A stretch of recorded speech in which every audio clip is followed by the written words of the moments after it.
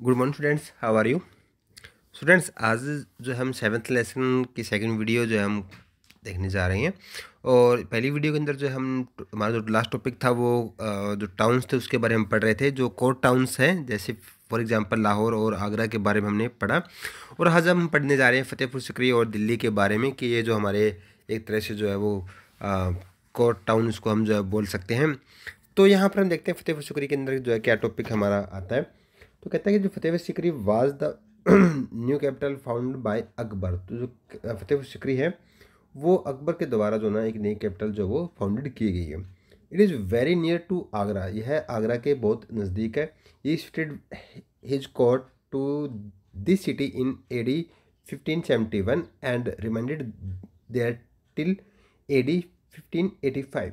तो कहता है कि 1771 के अंदर जो है इसको जो है एज ए कोर्ट जो है सिटी को शिफ्ट किया गया था और 1585 तक जो ना ये रहती है।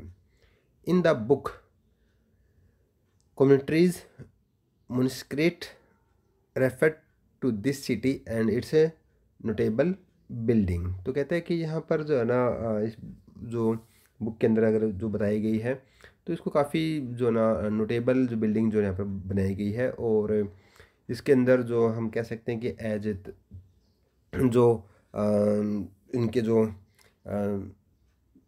सलीम जो चिश्ती थी उसके लिए जो ना यहाँ पर बनाया गया था उसके ओनर के रूप में। तो Akbar built imperial place at Fatehpur Sikri in honour of Shaikh Salim Chishti, a Sufi sant was lived there. तो ये जो शेख सलीम चिश्ती जो ना वो एक संत था, सूफी संत था और इसके अंदर जो ना वो रहता था। उसके बाद है Delhi. Shahjahan rebuilt Delhi and name is Shahjahanabad. तो ये कहता है कि दिल्ली जो शाहजहाँ ने इसको रिबिल्ड किया गया था और इसका नाम जो शाहजहाबाद जो वो रखा गया था AD 1639 के अंदर। He built the Red Fort on the bank of river Yamuna. Yamuna के जो ना इस किनारे पर जो ना रेड फोर्ट यानी लाल किले का जो वो निर्माण किया गया था। It was made of red sandstone. तो यहाँ जो ना लाल जो चूने के पत्थर उससे जो ना इसको बनाया गया था। Chandni Chowk an important shopping complex was just outside the Red Fort. तो कहता है कि चांदनी चौक जो है ना वो एक इम्पोर्टेंट शॉपिंग कॉम्प्लेक्स है, आज भी जो है यहाँ पर शॉपिंग कॉम्प्लेक्स जो है बने हुए हैं और ये रेड फोर्ट के जो ना बाहर जो ना ये स्थापित था। अब हम बात करते हैं पिलिग्राम्स टाउन्स, यानी कि ऐसे टाउन्स जहाँ पर धार्मिक गतिविधियाँ जो होती थी, यानी कि कोई रीजनल एक्टिविटीज़ जो है वो फंक्शन होता था उस पार्ट के अंदर। Several towns developed around place of regionals importance for both the Hindus and the Muslim. Varanasi and Allahabad यानी कि Prayag were believed to be holy places visited by the Hindus from all over India. तो यहाँ पर कहता है कि जो उस टाइम जो ना कुछ ऐसे प्लेस भी जो डेवलप्ड हुए हैं जो रीजनल से इंपॉर्टेंस माना जाता है, उनको धार्मिक योग्यता के द्वारा उनको काफ़ी माना जाता था, चाहे वो हिंदूज हो चाहे वो मुस्लिम्स हो। तो वाराणसी और इलाहाबाद के बारे में बात हो रहा है कि ये काफ़ी जो ना हम कह सकते हैं कि एक होली प्लेसेस था ये, यहाँ पर जो ना हम धार्मिक जो प्लेसेस को मान सकते हैं और हिंदुओं के लिए था ये। और यहाँ पर जो बहुत से इंडिया के जो डिफरेंट पार्ट से जो ना लोग यहाँ पर आते थे। Fatehpur Sikri and Ajmer had the tombs of the Sufi saints, they therefore become the place of a pilgrims. Other pilgrims towns were Sanchi, Kurukshetra, Nanak Nanak Sahib, Amritsar, पूरी एंड अदर्स। तो यहाँ पर कह सकते हैं कि जो और भी तरह के जो ना हमारे पिलीग्राम्स थे जिसके अंदर जो है सांची, कुरुक्षेत्रा, नानकना साहिब, अमृतसर, पूरी, तो यहाँ पर जो इस तरह के टाउन्स भी यहाँ पर डेवलप्ड हुए हैं। अब हम बात करते हैं पोर्ट्स एंड ट्रेडिंग सेंटर। तो सिटी के साथ साथ जो है यहाँ पर जो पोर्ट्स थे हमारे और जो ट्रेडिंग यानी कि व्यापारिक जो केंद्र है वो भी जो है यहाँ पर डेवलप्ड हुए हैं। Several other towns developed due to the products that were found in that regions और due to their proximity of sea source. तो यहाँ पर कहता है कि जो बहुत से ऐसे सी के किनारे जो ना वो शहर जो है ना टाउन्स डेवलप्ड हुए हैं देखने को मिले हैं। Gujarat had a number of such trading towns and ports, namely Cambay, Surat and Broach. तो गुजरात के अंदर जो है 3 जो शहर है वो एज ए ट्रेडिंग टाउन्स के रूप और पोर्ट्स के रूप में जो है यहाँ डेवलप्ड हुए हैं। Other important ports on the west coast where Goa, Kochi and Lahori Bandar. तो ये जो वेस्ट साइड जो कोस्ट है उसके ऊपर जो है गोवा, कोची और ये लाहौरी बंदर जो है वो डेवलप हुए हैं। On the east coast the important ports were Chittagong, Sonargaon, Masulipatnam and Nagapattinam जो ना ये जो इंडिया के ईस्ट कोस्ट है वहाँ पर ये जो ना टाउन से डेवलप्ड हुए हैं। Kasim Bazar in Bengal was an important trading town for cotton. तो कासिम बाज़ार जो बंगाल के अंदर एक कॉटन के लिए जो ना काफ़ी टाउन्स हम उसको बोल सकते हैं।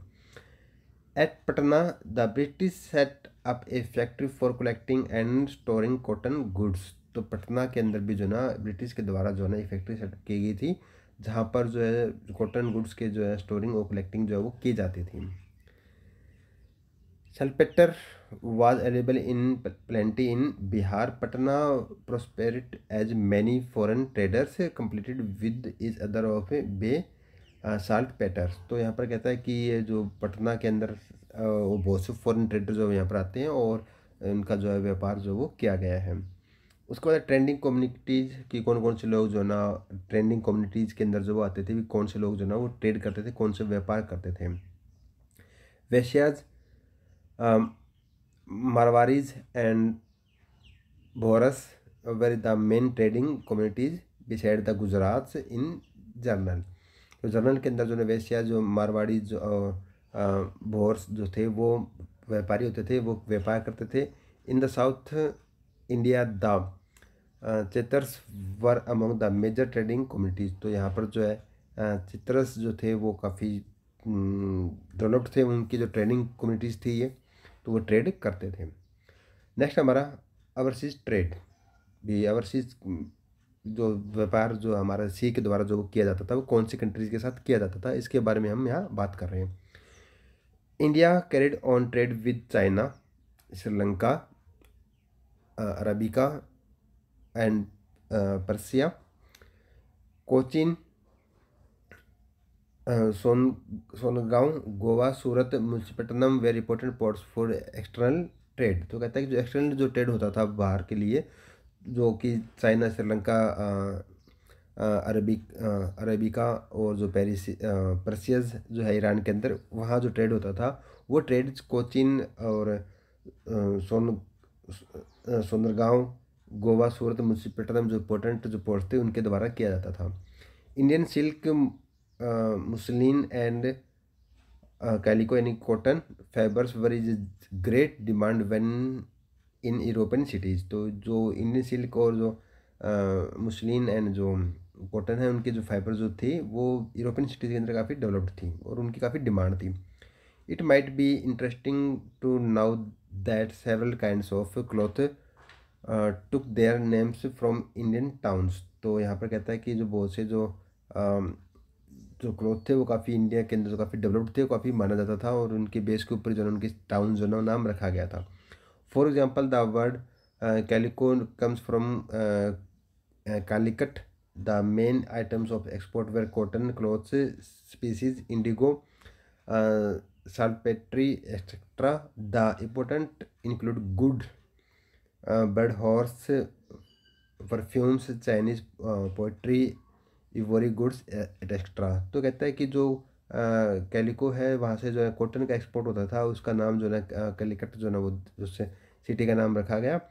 और वहाँ पर उस टाउन के या उस पोर्ट से जो ना कॉटन के क्लॉथ के साथ साथ जो है यहाँ पर मसाले और जो नील है या जो नमक है उनका जो एक्सपोर्ट किया जाता था। और साथ के साथ यहाँ पर जो है घोड़े और जो परफ्यूम है या फिर चाइनीज़ जो बर्तन है उनका भी जो ना यहाँ से इंपोर्ट जो वो किया जाता था। तो इस प्रकार हम नेक्स्ट देखते हैं क्राफ्ट्समैन की। जो क्राफ्ट्समैन थे वो कौन कौन से होते थे, क्या बनाते थे और कैसे उनका डेवलपमेंट था। The Mughal empires Akbar and Shahjahan were known for their patrons to artisans and craftsmen. तो कहते हैं कि जो मुगल एम्पायर थे उसके अंदर अकबर और शाहजहाँ ने जो ना जो आर्टिसन थे उनको, जो क्राफ्ट्समैन थे उनको काफ़ी इज्जत जो है वो काफ़ी डेवलप्ड उसको मान सकते थे।